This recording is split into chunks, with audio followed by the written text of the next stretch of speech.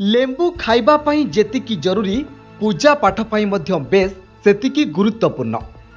साधारणतः लेंबू मार्केट रे गोटाए पिछा 2 रु 10 टंका मध्य मिले। आउ केबे केबे एहार रेट बढ़ी जाए। किंतु लक्षे टंकिया लेंबू विषय शुणिचंती कि? आपण शुणिले आश्चर्य होइजिबे। 9टी लेंबूर दाम 2,36,000 टंका। तामिलनाडुर विल्लुपुरम जिलार एक मंदिर रे नीलाम हिला। विल्लुपुरम मुरुगा मंदिर रे एक 7 दिनिया उत्सव अवसर रे 9टी लेंबू 2,36,000 टंकार नीलाम होइछि।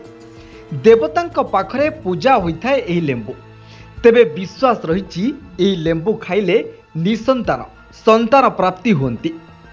मंदिरर एही 7 दिनिया उत्सव अवसर रे निसंतान दंपति एठाकु आसीथांती आउ लेंबू नीलाम धरी थांती। प्रति वर्ष एही मंदिर रे पूजा होइतिबा लेंबू नीलाम होइता। मंदिरर अधिकारी माने कहिसेंती जे एहा मंदिरर एक पुराना परंपरा। केवल निसंतान दंपति नुहंती, व्यवसायी माने मध्य एही लेंबू पई व्यग्र। एही लेंबू को सौभाग्यर प्रतीक बोली स्थानीय लोकंको विश्वास। जो मानको एही पूजा लेंबू प्राप्त होइताय से माने स्नान करी पूजकंकु प्रणिपात हेबा परे लेंबू ग्रहण करिथांती। तेबे श्रद्धालुंको भक्ति और विश्वास आगरे टंका भी तुच्छ हो जाए। मंदिर रे अर्पण करा जायतिबा भोग हेउ कि अन्य किछि जिनिस हेउ, लोक माने एही जिनिस को लक्ष लक्ष टंकारे किनि थांती।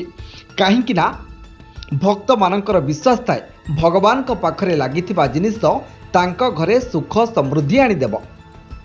ब्यूरो रिपोर्ट, द अर्थ खबर।